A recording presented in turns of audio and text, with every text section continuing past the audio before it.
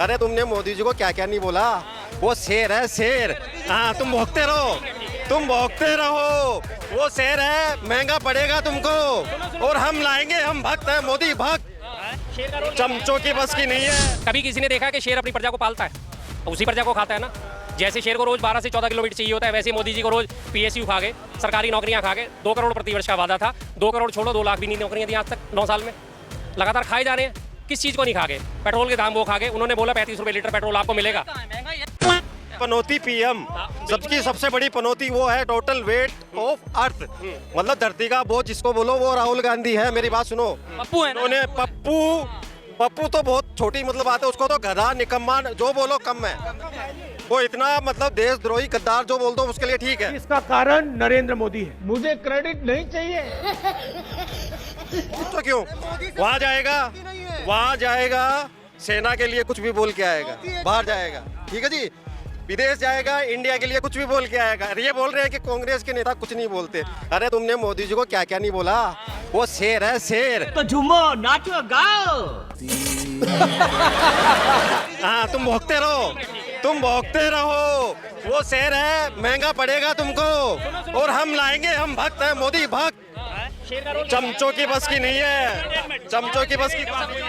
शेर कौन होता है? शेर कौन होता है? एक जंगल का प्राणी होता है, सुनो, हाँ जानवर होता है, जंगल का उसे राजा कहा जाता है। उसे राजा मानने के बावजूद ही शेर क्या अपनी प्रजा का पालक होता है? मानते हैं ना शेर मोदी। शेर अपनी प्रजा का पालक होता है। जिस जंगल का उसे राजा माना जाता है उसी जंगल में वो शिकार कर करके खाता है। कभी हिरण को, कभी भैंस को, कभी गाय को, कभी खरगोश को खाता या नहीं खाता? तो ऐसा शेर भाई हमें नहीं चाहिए। शेर चाहिए वो जो 56 इंच वाला चाहिए, 56 इंच वाला। 56 इंच वाला आ जाए, जेन्युइन आ जाए 56 इंच का, लेकिन वो 56 इंच के छाती नहीं है, उनकी जुबान है। 56 इंच की छाती है ना मोदी जी की। बिल्कुल है। कभी किसी ने देखा कि शेर अपनी प्रजा को पालता है? उसी प्रजा को खाता है ना। जैसे शेर को रोज 12 से 14 किलोमीटर चाहिए होता है, वैसे मोदी जी को रोज पीएसयू खा गए, सरकारी नौकरियां खा गए। 2 करोड़ प्रतिवर्ष का वादा था, 2 करोड़ छोड़ो 2 लाख भी नहीं नौकरियां दी आज तक 9 साल में। लगातार खाए जा रहे हैं। किस चीज़ को नहीं खा गए? पेट्रोल के दाम वो खा गए। उन्होंने बोला 35 रुपये लीटर पेट्रोल आपको मिलेगा। सफा चट क्या? देखो मेरी बात सुनो, मेरी बात सुनो, महंगाई कोई सरकार नहीं रोक सकती। देखो 2014 से कंपेयर कर रहे हैं, 2014 में तो ओडी में घूम रहे थे। भाई साहब बिल्कुल नहीं घूम रहा था, बिल्कुल नहीं घूम रहा था, मैं बिल्कुल नहीं घूम रहा था। मैं इनकी बात करता हूँ। महंगाई अगर नहीं है, अगर इनका मानना है कि महंगाई नहीं है बीजेपी राज में, तो अभी बीजेपी ने पीछे अपनी वैन लॉन्च करी है, जिस वैन में 27.5 रुपये किलो आटा दिया जा रहा है नेफेड की तरफ से, और उसकी तरफ से 27 रुपये किलो आटा, 25 रुपये किलो प्याज और 50 रुपये किलो चने की दाल दी जा रही है। और उसका स्लोगन क्या है? महंगाई से मुक्ति दिलाएगी मोदी सरकार। तो फिर अगर महंगाई नहीं है तो भाई आप वैन क्यों लॉन्च कर रहे हो? आप 27.5 रुपये किलो में आटा क्यों बेच रहे हो? 25 रुपये किलो में प्याज क्यों बेच रहे हो? 50 रुपये किलो में चने की दाल क्यों बेच रहे हो? अगर महंगाई नहीं है तो ये फंस गया सीएम। एक तरफ आप कहते हो जी महंगाई है ही नहीं, तो दूसरी तरफ महंगाई कम करा रहते हैं आप? मैं दिल्ली में रहता हूँ। कितने रुपए सिलेंडर मिल रहा है आपको? मेरे को मिल रहा है अभी 1000 कुछ का। सब्सिडी खाने की लोगों की आदत पड़ी हुई है, तो उस हिसाब से बोला गया है, क्योंकि अभी भी पहले भी सब्सिडी मिल गई थी। 2014 में ये कह रहे थे 450 रुपये का सिलेंडर था, आज 1100 रुपये है। 2014 में मेरी सैलरी थी 20,000 रुपये, ठीक है ना, आज 32,000 रुपये है, तो फर्क नहीं है। रुक तेरे को बता देती। फर्क आया है सर, फर्क। देखो इन्होंने बोला मेरी 20,000 से 32,000 हुई, कितनी बड़ी? 12,000 रुपये इनकी बड़ी। उस वक्त पेट्रोल था 70 रुपये लीटर, 70 रुपये पेट्रोल था, आज कितना है? 97 रुपये लीटर। डीजल उस वक्त कितना होता था? 50 रुपये लीटर। देखो पहले सब देखा हुआ, मेरे से क्या आप बात करते हो यार? ये विपक्ष के अंधभक्त हैं बहुत बड़े, इनको काम गिना दीजिए मोदी जी के। लिखाऊं ना लिस्ट, गिना दीजिए। निकाल दूं? बहुत तुम बोलते हो 5 काम गिनाओ, निकालो। मोदी जी ने वादा करा 35 रुपये लीटर मिलेगा, उन्होंने 35 रुपये लीटर और ऐड ऑन करके 70 का 105 कर दिया। वाह मोदी जी वाह वाह। उन्होंने बोला सिलेंडर 450 से हम आपको 250 रुपये में देंगे, उसको पहुंचा के उन्होंने 1100 1150 को पहुंचा दिया। अब 200 रुपये पीछे राखी पे कम करे थे, तब जाके वो 903 रुपये में सिलेंडर मिल रहा है, ठीक है जी। उसके बाद उन्होंने कहा हम लगातार नौकरियां देंगे, नौकरियां देने के बदले, हाँ हाँ बिल्कुल, लिस्ट आगे निकालिए। देखो मोदी जी लाए जनधन योजना, उज्ज्वला योजना, अच्छा, किसान को समृद्धि निधि, सुन लेना भाई साहब, फिर आप बोलोगे झूठ है ये तो, बिल्कुल नहीं है। ठीक है ना। आयुष्मान भारत जो दिल्ली में चालू नहीं हो रहा है क्योंकि यहाँ केजरीवाल की सरकार है, ठीक है ना। और जीवन ज्योति बीमा योजना, सुरक्षा बीमा योजना, पेंशन योजना, आवास योजना, जिसको घर मिल रहा है सबको आवास योजना में, ठीक है ना। मेक इन इंडिया के प्रोडक्ट लेके आ रहे हैं जो आपको आने वाले टाइम में एकदम चीप मिला करेंगे, ठीक है। ठीक है।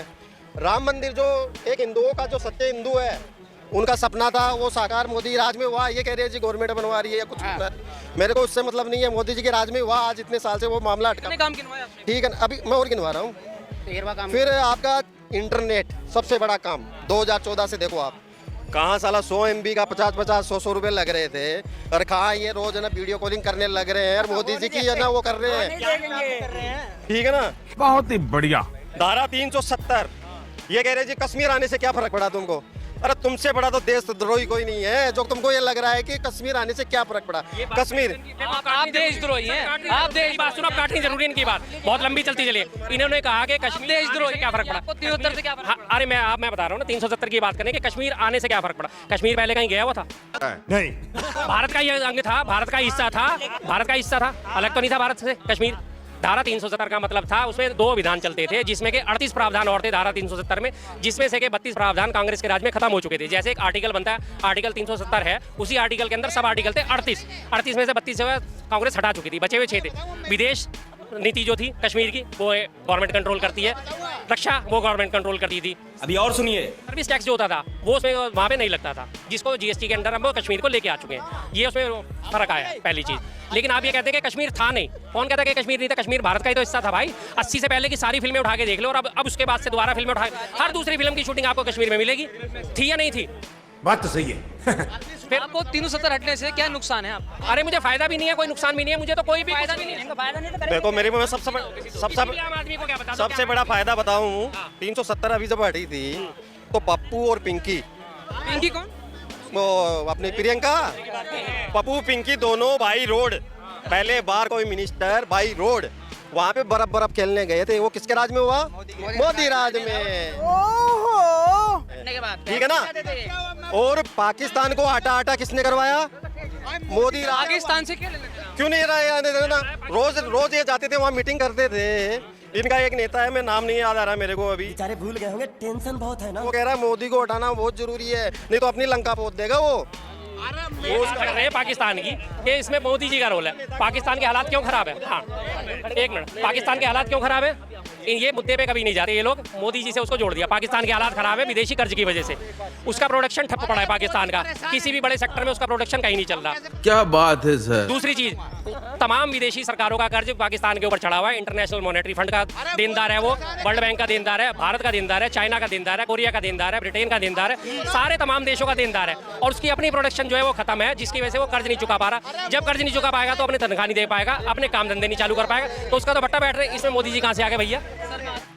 दोस्तों, जैसा कि आप लोगों ने वीडियो में देखा कि मोदी जी को भक्त शेर बोल रहा है और बोल रहा है कि हम मोदी भक्त हैं, मोदी भक्त। और बोल रहा था कि 2014 में सिलेंडर 450 का था और आज 1100 रुपये का है। 2004 में मेरी सैलरी 20,000 रुपये थी और आज 32,000 रुपये है, तो इसमें कोई फर्क नहीं है। उसी पर सामने खड़े भाई ने जवाब दिया कि जब सैलरी बढ़ी है तो उस हिसाब से महंगाई भी तो बढ़ी है, तो भक्त मोदी जी के काम ही गिनाने लग गया। खैर दोस्तों, आप इस मोदी भक्त की बातों पर क्या कहना चाहोगे मुझे कमेंट बॉक्स में ज़रूर बताएं। और हाँ दोस्तों, मैं इसी तरह की न्यूज़ से जुड़ी वीडियो आप लोगों के लिए डेली लाता रहता हूँ। अगर आप लोगों को इसी तरह की वीडियो देखना पसंद है तो चैनल को सब्सक्राइब और वीडियो को लाइक ज़रूर करें।